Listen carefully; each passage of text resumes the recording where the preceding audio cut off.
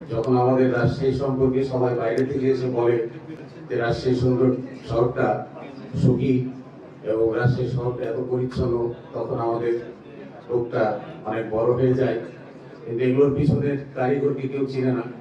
আমরা ছোট থেকেই আমাদের রাজশাহী শহরের সবার কাছে, বড় ছোট সবার কাছে আমাদের মিনু ভাই হিসাবেই একদম সাধারণভাবে উনি এখনো শহরে রিক্সা নিয়ে ঘুরে বেড়ান। এটা নিয়ে আমাদেরকে সবাই বলে। আমরা একটা খুব ইয়ে করছি না মিনু ভাইয়ের, ওনার চলার এবং উনি যে রাজনৈতিক শিক্ষা দিয়েছেন রাজশাহীতে, এত কিছুর পরেও শান্তি সবসময় শান্তিপূর্ণভাবেই থাকছে।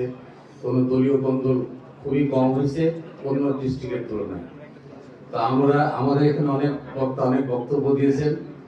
আমিও আমার বড় ভাই মাননীয় মুখ্যমন্ত্রী মিনু ভাইয়ের কাছে, আমার স্নেহের ছোট ভাই মাহবুবুজ্জামান রিটনের কাছে বলবো যে আমরা রাজশাহী শহরকে আরো এগিয়ে নিয়ে যেতে চাই।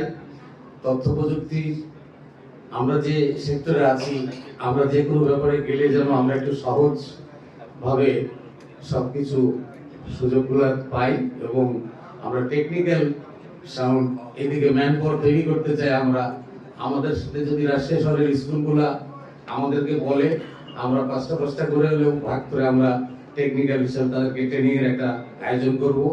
আমরা চাই যে আমাদের নেক্সট জেনারেশন দক্ষ দক্ষ হোক, ভাষা শিখুক, বিভিন্ন দেশের ভাষা শিখুক এবং কম্পিউটার ইন্টারনেট এগুলো শিখুক। আর আমাদের এখান থেকে দক্ষ জনশক্তি হিসাবে বিদেশে যে তারা আমাদের দেশের মুখ উজ্জ্বল করুক।